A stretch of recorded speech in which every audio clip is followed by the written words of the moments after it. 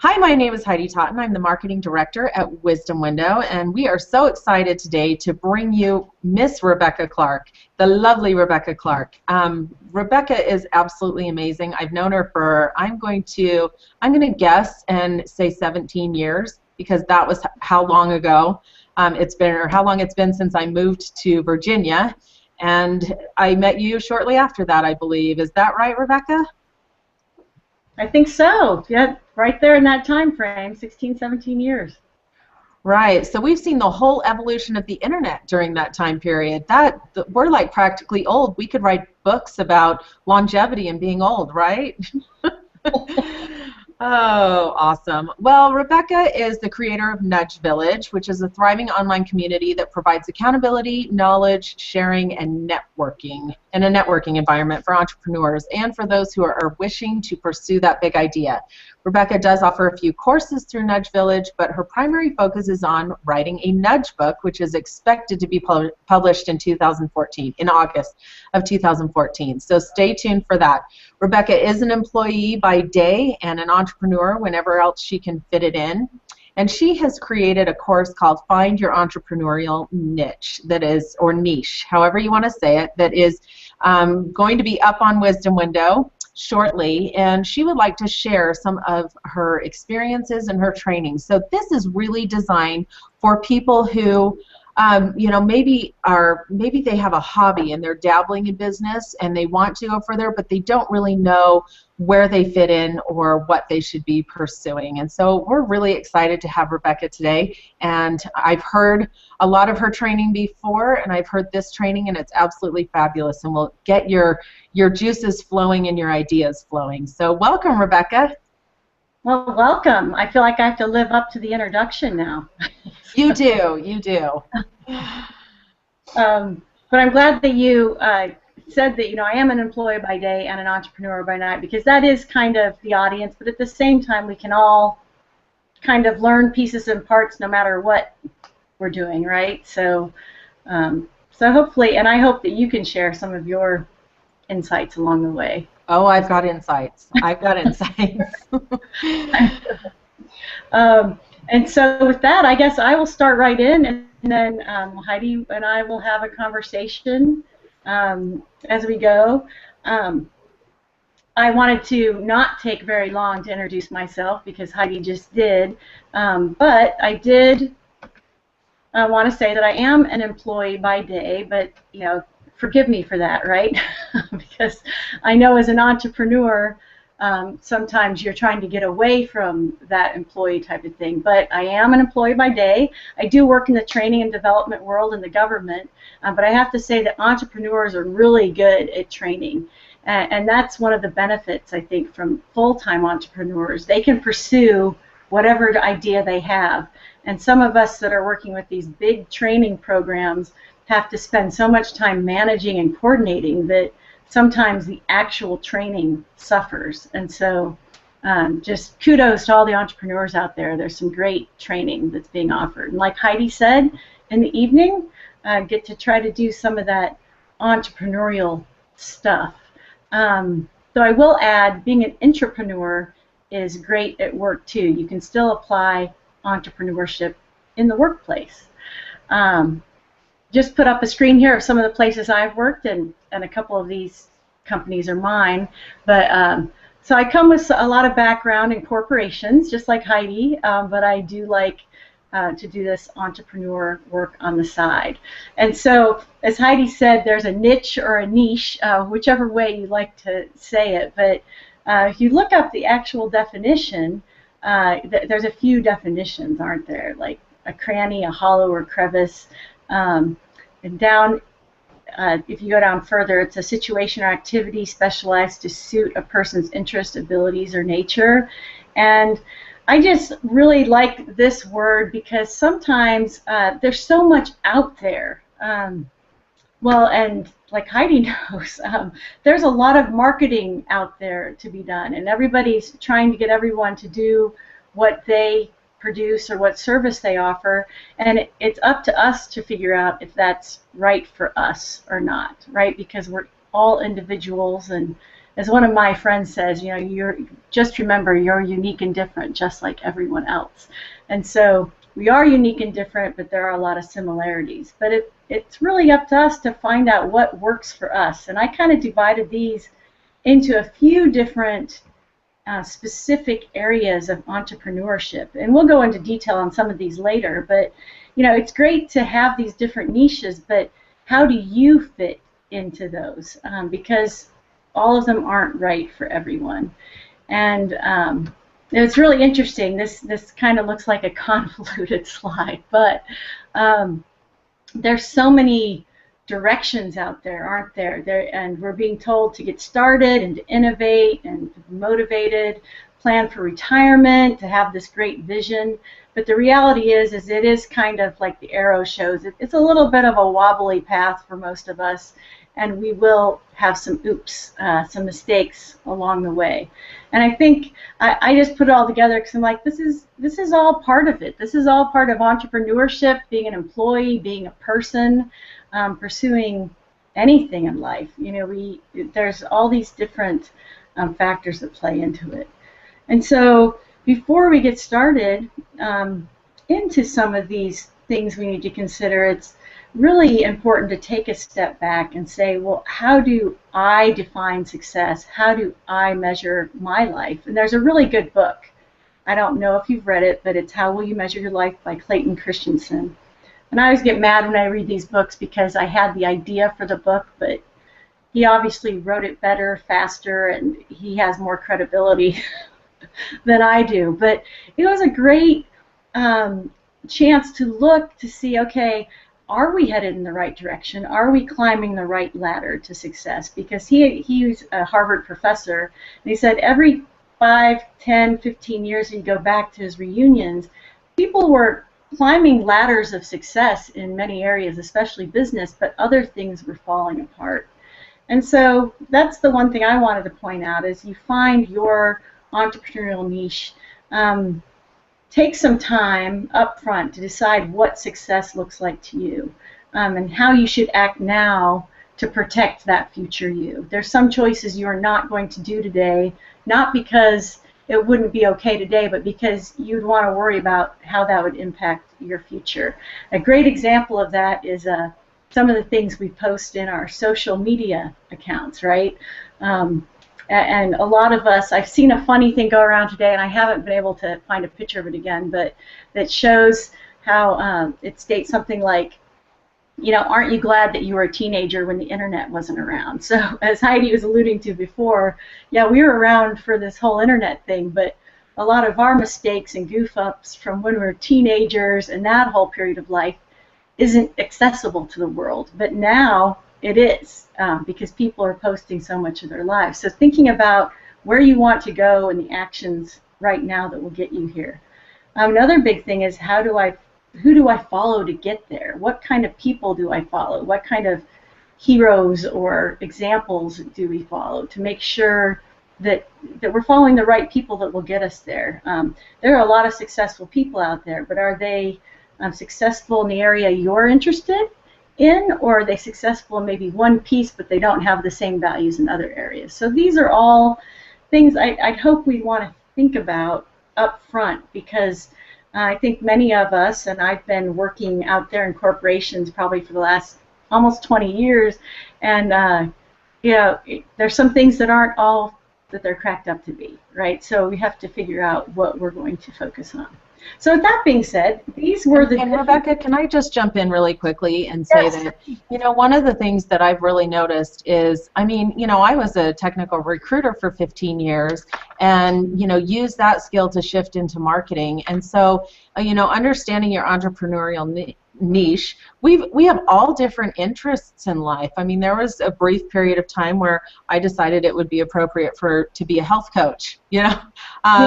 It was short-lived, but it was something that was a passion of mine, and often we're inspired by people to turn our passions into businesses. And so, I think it's important to remember that this really is a journey, that entrepreneurship is a journey as much as it is, and as anything else in life is. Yeah, and I completely agree. In fact, I'm glad you brought that up, because when we take that time to figure out where we want to go, sometimes we think we know, and then, like you said, we start on the journey, and then we're like, oh, whoops, that's kind of a side thing. I need to veer off in a different direction. So the key is getting started, right? And then fine-tuning as we go. Yeah, I'm the same way. I'm learning a lot about health and everything, but it's not my purpose to go share this with people every day. Plus, I like to sneak into Girl Scout Thin Mints too much. So no matter what I teach, I'm going to keep defaulting to a few bad things. So this is a journey, and I think it takes constant exposure to new experiences, constant willingness to learn, and I feel like in the last couple of years I've been in this journey big time as I figure out where I fit in corporations and where I fit as an entrepreneur. And it's a very long switch over to entrepreneurship because of obligations and interests and talents. And so yeah, it's a very long path, but I guess the trick is to enjoy it along the way. It is what it is. And just to add to that, actually one of my coaches, Pamela Slim, wrote Escape Cubicle Nation, but she also has a recent book out called Body of Work. And in it's really gratifying because she says, just embrace everything you've ever done. It becomes part of your life body of work. So if you are a health coach and you're a recruiter and you're a trainer and you become a soccer mom and then you go and you I don't know, become an engineer, these are all what make you you. And it's okay if they don't all fit together perfectly from one perspective. From another perspective, it's giving you all the experience you need to add value to whatever the next part of your body of work will be. So that's powerful stuff. And speaking of that, past experience is a huge indicator, I think, for us on what we should pursue. I have my first job was entrepreneurship, right? It's the lemonade stand. I got everything out there. That's me and my bell bottoms. I set a price. I used the frozen lemonade my parents gave me. I got out there and I had my first customers were my sisters, and then of course some of the neighborhood kids came along. And I'm Rebecca, yeah. I don't think your slideshow is working because we still see the picture of you by day and by evening weekends. Oh, wow. Okay. So I don't know if within the actual, there you go. So yeah, clicking on those actual slides, I think that's what needs to happen because that's what we're seeing. Okay. Great. Well, you didn't miss much, right? Because let's see if I can click faster, but I was just showing the lemonade stand, so we all kind of know what that looks like, don't we? Yeah. Perfect. Or it might have been a while. Okay. So there's a little bit of a delay, but that's okay. I will keep talking through it. Because the importance to take the time to think back through our past experiences. Now, my experience included, the typical babysitting, mowing lawns, creating some crafts, but then as you become a teenager, often you take on things like restaurant jobs. Maybe you worked at McDonald's or Burger King, or a lot of kids nowadays are getting better at getting into some meaningful internships. But I learned a lot from those experiences. So, for example, I learned I don't like waitressing. And what is it about waitressing I don't like? Well, I don't like being at the beck and call of people every minute. And it's not that I'm a rude person, but I find it difficult to constantly be very endearing to people, and I don't want to say fake because I think many people are very sincere when they're waitressing, but it's constantly having to please, and that would be very difficult for me to be in front of a customer all the time, right? But I found that I actually did like mowing lawns because it was physical. There was a clear start and end, right? You start the lawn, you mow the lawn, and then there was a payment. So I very much liked that aspect of it. Are you seeing, what screen are you seeing right now? Knowledge, skills, and abilities? Not knowledge, skills, and abilities, yeah. Okay, so that is not the screen I intend to be on, but that's okay. This is a little slow. The point is that if we take some time to think back on some of our past experiences, we can learn a lot about ourselves. We can realize, oh, there were some strengths I had, even on some jobs that seemed menial. And there are some weaknesses, and there are some skills that I gained, and there are some things that made me uncomfortable. And even going back to when you're a child, you can even log these. Now, I've created a piece of paper and I put this on where I put down the strengths and weaknesses and skills of each past job. And I do have that document, and I could forward it to those who are interested. But it is a way of looking back and saying, okay, what shouldn't be repeated? What can be? What do I need to look for going forward? Now, it's ironic, a lot of us have jobs where we sit a lot, and that's very unhealthy for us. All the studies are coming out. But we can still find ways to make sure that we, maybe instead of doing all the networking over the computer, we go to an event, or we try to situate our office so it's set up so that we can learn a little better in that way. Okay, so the past holds the clues to where we should go. Along with this, we can't just go by some of those strengths and weaknesses. I alluded to this, and I created a separate section for this. Knowledge, skills, and abilities. Some of you will see this if you are looking at different positions online that you might want to apply for if you're also looking to be an employee. But one of these, it's kind of hard. Some of us, we have the education or we have the training to prove something, but what I found is helpful is if you take the time to create a survey, and you can use SurveyMonkey. I don't know if people are familiar with that, or in some of the customer relationship management tools that people use, there are surveys you can create. Also, I do this actually in Google Drive. There's a place where you can create a form, and it collects all the information from a form in a spreadsheet. But I actually know people who've done this on their own. They've created a list of questions about themselves and sent it out to different friends and different people they work with as entrepreneurs or as employees. And they've said, okay, tell me my strengths, tell me my weaknesses, tell me what you think my skills are, what do you think my attributes are. And it's completely anonymous, but it gives you some feedback to what others think of you. And this, this could be hard for some people. They might not want to know this truth, right?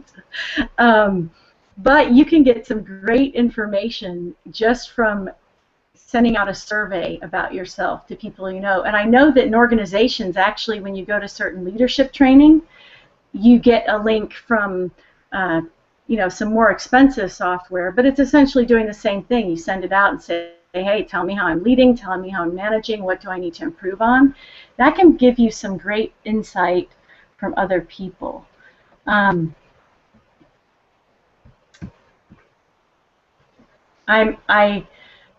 talking along knowing that we can't see the pictures I'm talking about.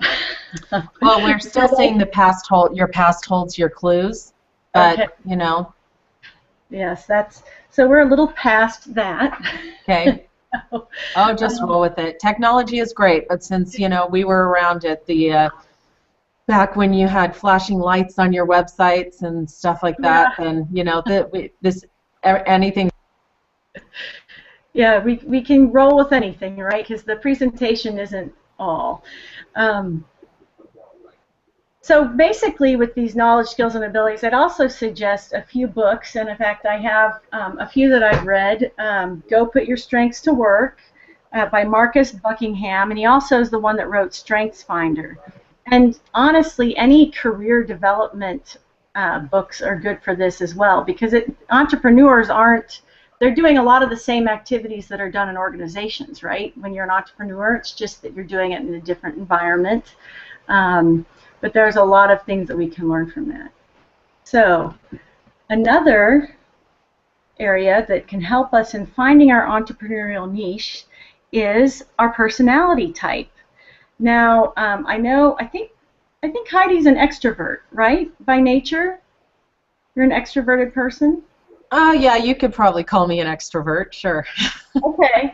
Because personality types have, there's lots of layers to personality types, but I've chosen for purposes of this to say, there's this important thing to consider when we're introverts and extroverts, and it's not shyness or anything like that. It's more where we get our energy from. So, for example, if you have someone who's an extrovert, you don't want them to be on a project where they are just by themselves for a week focused on something. Now, granted, that might be necessary at any given moment for any particular job, but you would want to leverage that, wouldn't you? You'd want them to be out there meeting people more than an introvert. You'd want to be interacting in team settings a little more because they're going to get energy and have their best ideas with that kind of experience. On the other hand, if you have an extreme introvert doing that same thing, that might not be a good use of their time or skills, and it would take energy away. So, for example, I am an introvert, and I have a job where I have meetings all day long, every day, pretty much. And so that is continually taking energy from me. So what do I have to do? I have to make sure that I make up for that at night. So at night, I'm not going to events typically. I've been sucked dry all day. So what if I were to go and decide I wanted to be an entrepreneur, and I chose a form of entrepreneurship where I had to be out meeting people all day, every day, or I had to be running a store or something. All I would have been doing is transferring myself from an environment that wasn't the best for me to another environment that wasn't the best for me, except this time it's a little more risky, right? Because I just left my job for something that is now solely dependent upon how I perform. And so these are things to keep in mind when we choose the kind of entrepreneurship we're in, right? Because so someone like me would need a little more balance, and I would say everybody needs a little bit of that. But, or, for example, this week I have had way more than the normal number of meetings on my calendar, but they've been extremely productive and focused on one subject, right? We were reading proposals, we were looking at criteria and comparing them and contrasting them and writing up things. So it's very focused on one effort. And I am not super tired from that in the same way that I am when I have a meeting about systems and then processes and about products and about some kind of issue with somebody and their inner relationships. So I realized, oh, maybe it is okay for me to be in long meetings as long as it's focused on one topic and I can handle it and I'm not doing a lot of coordinating with people all the time. So we really do, for all of the hype around personality types, it is a very real thing. I wouldn't put us all into a little bucket, where we're like, well, if you know your Myers-Briggs, you don't walk around all the time necessarily saying, well, I don't do that because I'm an INTJ. It's informing us of some natural behaviors about ourselves that could influence the different types of work that we do. So it's interesting, Rebecca. And if you want to toggle back and forth between the presentation and you, so that when you're talking we can see you, that would be great too. Right now we're looking at your entire PowerPoint slides. So I will do that. So you just click on the little green button and that takes you off of there. I think you're showing up. There you are. So yesterday I went to an event. The eWomen Network launched in Salt Lake City, and so I went to the launch event, and it was a lunch, and of course, these are people, several of them I know, and several of them I didn't. And it was interesting how after that lunch I was so energized and had so much energy, and it, was just like raring to go. Let's go do this. Let's go do this. And so I get what you mean. Like if I'm being forced for a week to sit down and knock out product, it drives me batty. I'm like, I've got to be around people. I've got to talk to people. And so, so it's interesting how our energies are just reversed. Like the things that bring us energy are just completely reversed, and yet we're both entrepreneurs. Yes. And that's part of finding our special niche with it, right?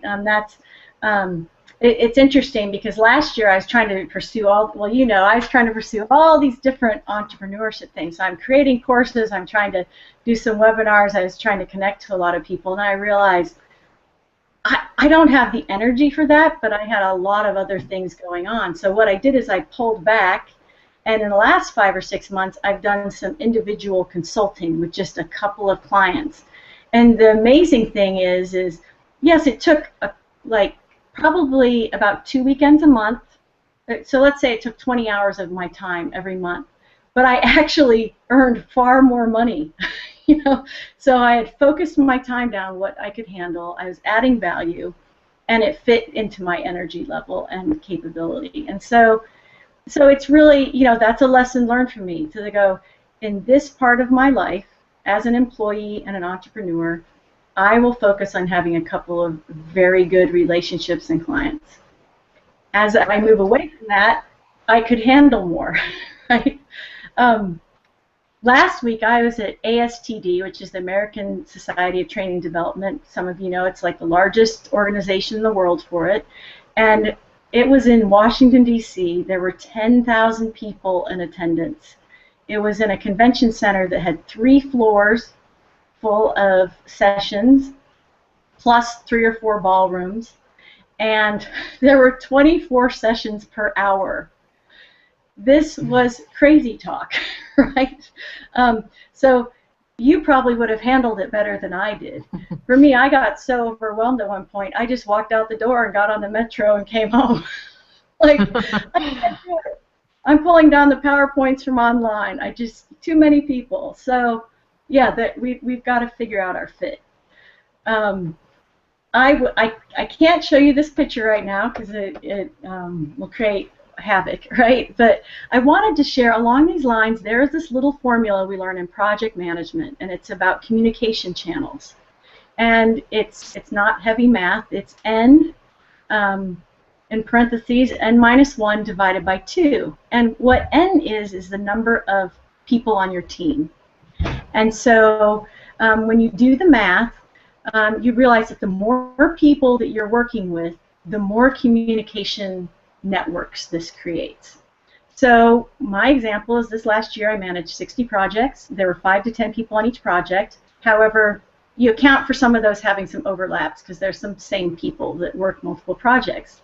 So I did the math on this, and it was no wonder I was overwhelmed because it created so many communication channels. It created 28,680 communication channels. Okay. Wow. This is not. This is not. And so, no matter how many customer relationship management software you use or how good you are at email, there is a point of no return, right? Where you start to go, as an entrepreneur, how many people do I want to work with?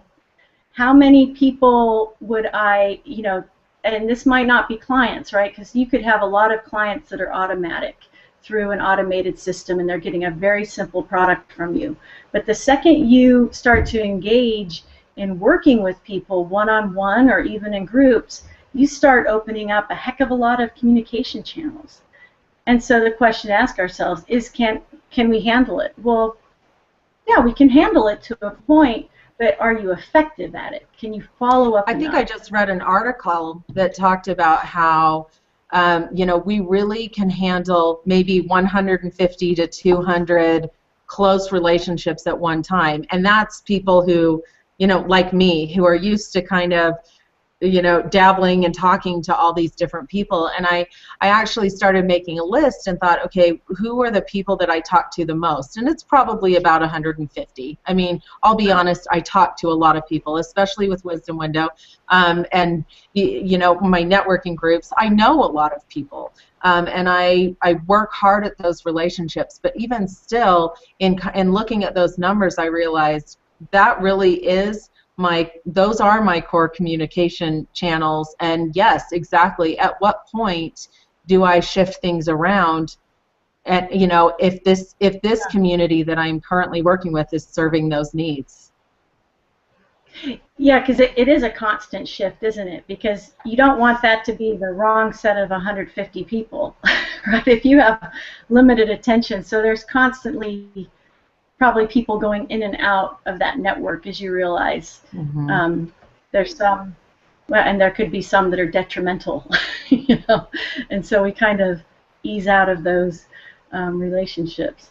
There's been a lot of focus lately on introversion, and as an introvert, I appreciate that, but I also hope that books like Quiet by Susan Cain, which is an excellent book for any introvert or non-introvert to read, starts to show there's a lot of strengths to certain parts of our personalities, but in that over-focus on introversion right now, I hope we all step back and go, okay, no, there's strengths and weaknesses to introverts and extroverts, and we can kind of pop in and out of those behaviors on an individual basis at any given time. And so, but it's really important to remember our personality type as we choose these things, because otherwise we will get sucked dry, or we won't be, you know, surrounded with enough energy, like you were saying.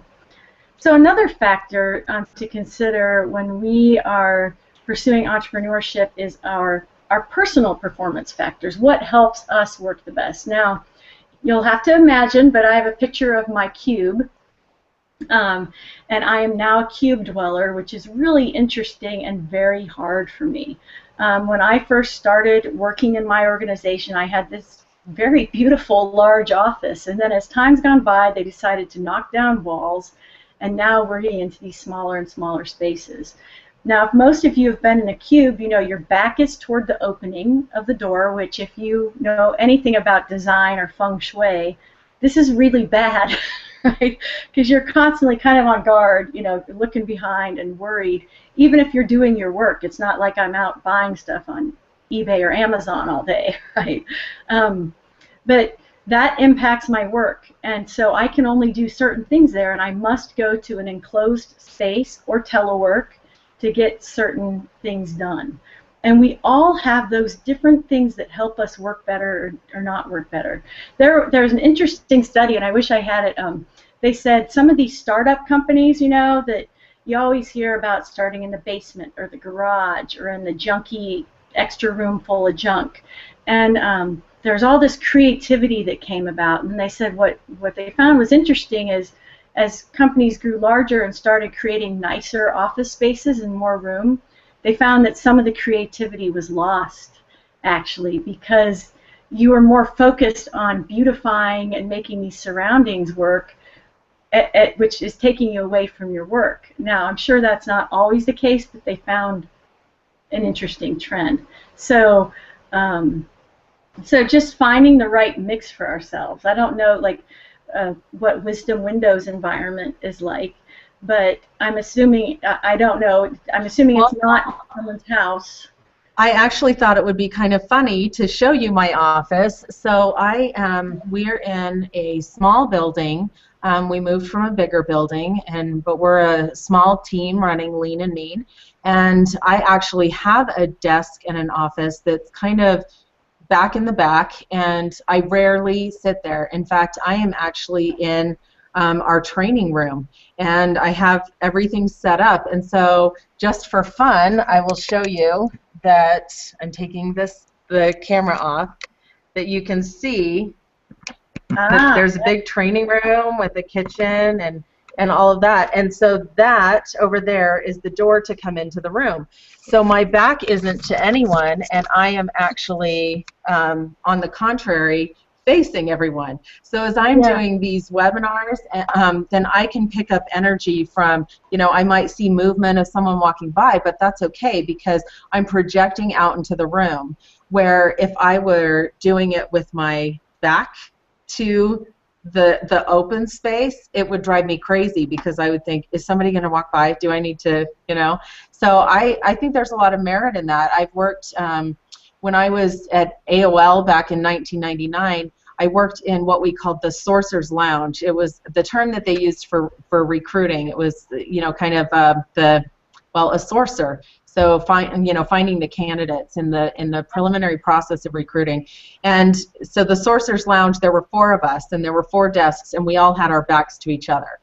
And so the energy was just completely deflated because there was no interaction, there was no collaboration. It was just, facing the wall and your computer. So I think there's a lot of merit to that, and I can definitely see, I know my mom was a paralegal for 20 years, and she always had an outside office, and it was in Phoenix. So of course, sunny, and that was a mood changer, but she worked in 24, 25-story offices. When they moved her to an inside office after 20 years of being with the company, she quit.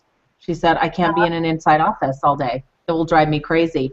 So there really, I think, is something to that logic, and maybe, if companies explored that more, there would be higher productivity.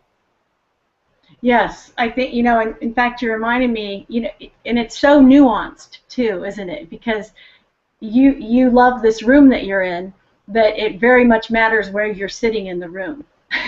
So it's a great room, but it matters. And I found that in the Cube Farm. I had a wonderful day a couple weeks ago because everyone was working on some system issue, but I wasn't.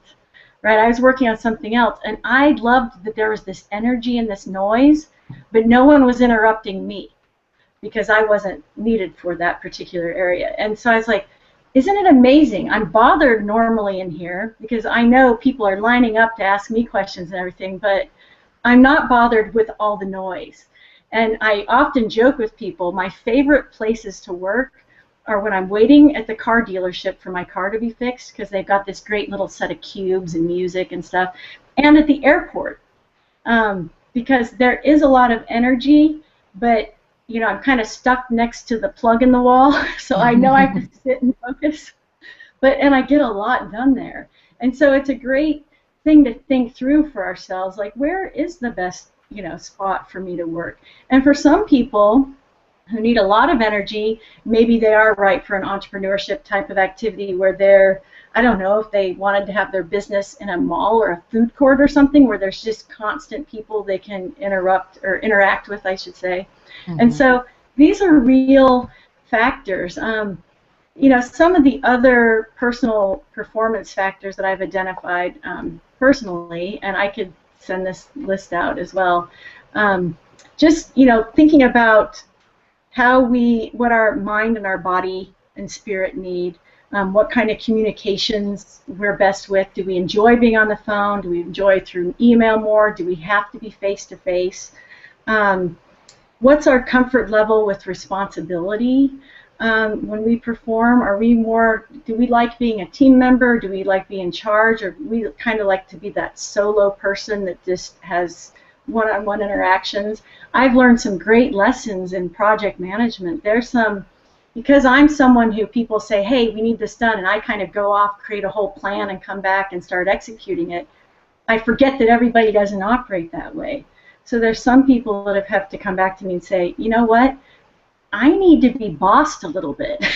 Like, I need you to tell me the exact steps I need to do, and I will do them, but you need to tell that to me, and I will go do it. And so, figuring out as an entrepreneur, okay, am I someone who has to react to others? Because maybe I need to not be the primary entrepreneur. Maybe I need to be partnered with someone who will create those tasks and I go execute them. Or maybe I truly just need to be in charge and delegate and be that person. So these are all little things we get to think about because they all play into our success. We're always going to have to do things we don't like.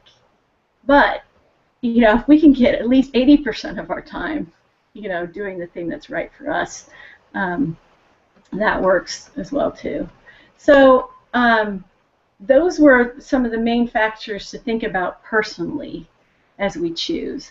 But those niches that I'd put up on the screen earlier, that are a franchise, or if you want to sell virtual online products, join an MLM, be an employee plus an entrepreneur, and product development offline, so to speak, actual tangible products. These were all different niche types, and I can certainly forward those because I had broken them down into the strengths, weaknesses, and opportunities and threats that come with each of those, because there are, and a lot of those have to do with what level of risk you're willing to take, how you need to perform, those performance factors we just talked about, and what past experience we bring to the table, and certainly the personality types. And so I can definitely share those slides as an attachment to this presentation, because I don't know that you want me to go through and explain each of those right now, but it's very much, especially right now, and you know this, Heidi, you work with a lot of people that are marketing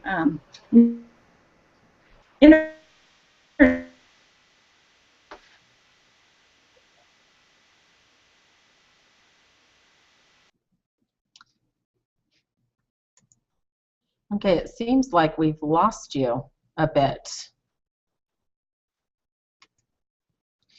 It looks like we've lost her a bit. I'm going to check in with her and see, get her back into the room.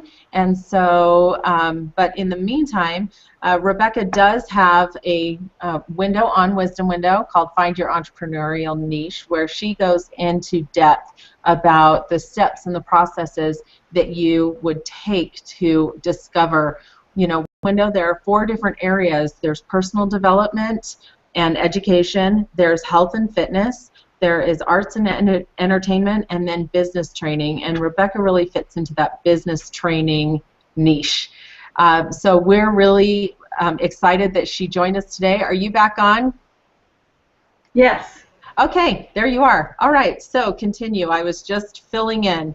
But I did have a few questions. So what has been, well, first of all, tell us about your course. Tell us about Find Your Entrepreneurial Niche and the type of people that it's really designed for, and who would use it most effectively. Okay, well, the course, it follows this general flow of these different factors that are involved in finding your niche, but then it goes into more detail on each of the actual entrepreneur niches there are, and some of those strengths and weaknesses and those opportunities that come with those niches. I also actually provide examples from, I interviewed quite a few entrepreneurs of different types, and provided either a video or a write-up that they had provided about their experiences with it. Because I think we can learn a lot from people that are already doing it, obviously. And so it goes into more detail on all of these things and shares some more resources that you can go to find this out, because it is a process, like you said. And so what would be your advice to someone, say that somebody who's a stay-at-home mom who needs to generate additional income, maybe someone who had a career and then, decided to stay home with children and then now is branching back out, or maybe men who have been in the corporate world and they're saying, I have all this knowledge that I can share with others, which I experience a great deal. Men who have, they have their 20, 25-year career down, they've really learned a ton, and they realize that there's a whole market of people out there that they can turn around and mentor. So what would be your advice for getting started with that, and for what types of, what you've experienced as far as creating digital products and using those to reach the masses versus your one-on-one consultations?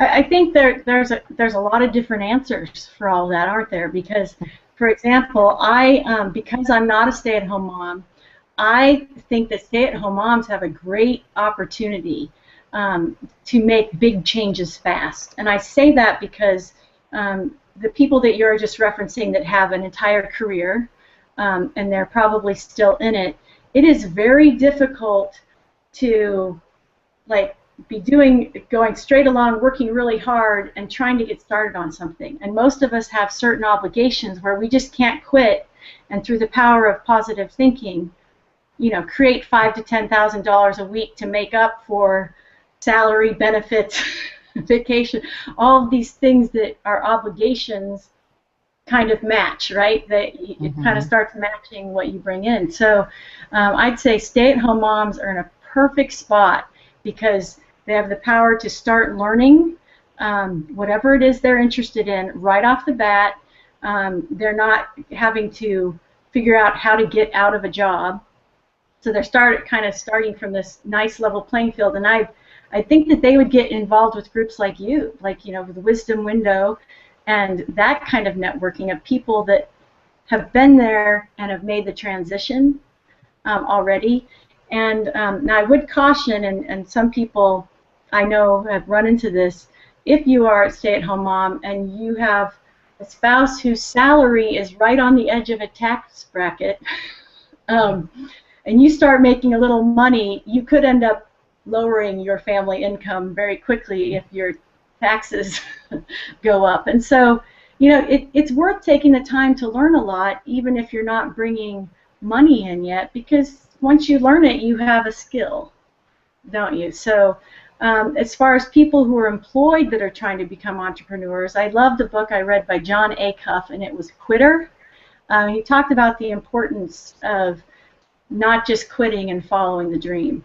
And I'm kind of following this approach where I'm slowly building my entrepreneurship skills, slowly creating a course here, a little virtual product there, and slowly building a network of people, because I can build the network for free, right? I can nurture and grow a network, and so that I can slowly build an income, so there will be a point where I could then discard the job and the career. I shouldn't say that too loud, should I? I'd be watching me. Well, you know, but in any path of life, I mean, even, you know, I have several friends, many of my friends are about 10 years older than me. They're heading into an empty nester phase, and they're in their early 50s. And so in their mind, they say, wow, I have gained all of these skills, and I want to now take that out into the world. They want a new challenge. They want, you know, not all of them, but having the resources and having the education, and that's one of the reasons why Wisdom Window exists, is to help be a resource for training. So if somebody wants to find their entrepreneurial niche, if they want to find out how to save more money on their taxes, if they want to, you know, just learn how to be a better mom, a better grandmother, how to kind of get through the traumas of raising kids, and you know, how do I shift my life to the next level? There are so many different areas that people need training in, whether it's male or female. I mean, we all have sort of our proverbial midlife crisis, right? Where we say, you know, there's more to look back on than there is to look ahead to. So let's make sure that what we're looking ahead to is what we really want to do in life. So I love that, you know, getting an education, that you're still focused on that even though you're successful in your career, you're successful in entrepreneurship, but you never stop learning, and that's really the most important thing about entrepreneurship. Yeah, you know, and to add to that, and what you're saying kind of triggered this, those people that are, you know, in their 50s or 60s and they've got all this experience, they need people like us who are, you know, and, you know, whether it's 10, 20, 30 years behind them, that we need both of our skills. And so I've been experiencing this lately with a few people in my life, because I have some responsibilities to teach some people about using some of these online genealogy tools. Mm-hmm. It's very interesting. I am not a genealogist, but I know how to quickly learn how to use online tools. And so I've learned that I get to help them gain confidence in using the tools, and they get to bring their expertise to it. So some of us, and you're in a perfect position to do this, you know, are the people that can help those people translate those skills into their own offerings. Yes. To get out to people, because a lot of them aren't comfortable or confident in it, but the minute they start doing it, they're like, oh, wait a second, I can do this. But they just need those little nudges from people who are good with technology or good with marketing. And that's something, I didn't show this screen today, but it was in there, the Malcolm Gladwell, the 3 different types of maven, connector, and salesperson.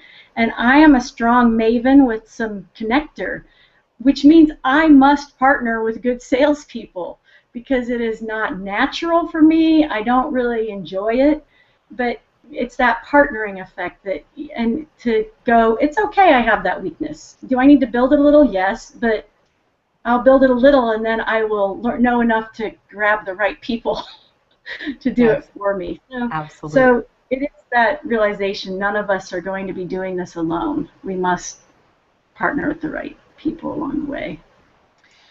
Well, thank you so much, Rebecca, and I agree. You know, when you partner with the right people, when you get your education, when you never stop learning, you know, when that becomes a priority for you, then really it opens up the world to you of so many opportunities, and I've really learned that. I learned a really powerful concept from a mentor a few years ago where he said, why do people ask the question, where do you see yourself in 5 years? And he said, look back 5 years. Did you ever imagine that you would be here? And I thought, gosh, no. I mean, that is such a huge time frame, and especially in the sped up world that we live in. I mean, when I look back 5 years ago, I couldn't have even imagined the things that would happen over this 5 year period. It is just mind-blowing to me.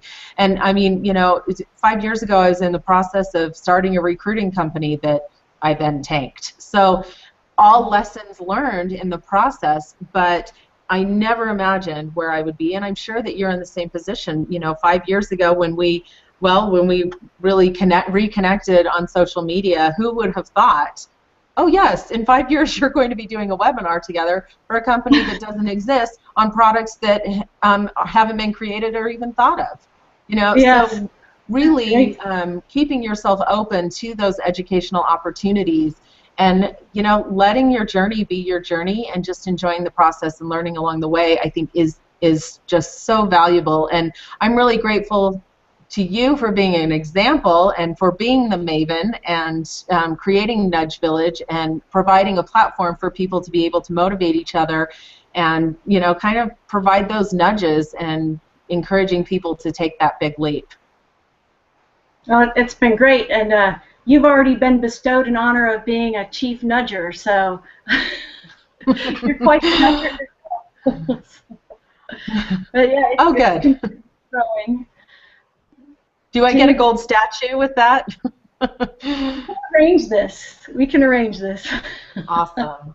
Awesome. Well, thank you so much, Rebecca. It's been so great to hear from you today, and I can't wait to take your course on Wisdom Window and check it out. And I think that even though, you know, I feel I found my entrepreneurial niche, I know that I have so much to learn from you, and that you just have a huge amount of experience and a wealth of knowledge that can really serve a lot of people. So I'm grateful that you're stepping into entrepreneurship and sharing your genius with the rest of us. Well, thank you, and I can't wait to see what happens 5 years from now with Heidi, right? Well, hopefully I will still be here doing webinars because I think they're fun. So, all right. Thank you so much. Well, next week we are going to hear from the lovely Ann Webb, who is the creator of Ideal Life Vision, and it will be same time on Thursday. And not same link, but we will be doing another Google Hangout, and you will get an opportunity to learn about goal setting on steroids. That's kind of what this is. It's an amazing, amazing program and has helped hundreds, if not thousands of people all over the world achieve their goals. So thank you so much for joining us today. You will be able to have a recording of Rebecca's training, and we will include her PowerPoint presentation so that you can go along with it. And see you next week. Thanks for joining us at Wisdom Window.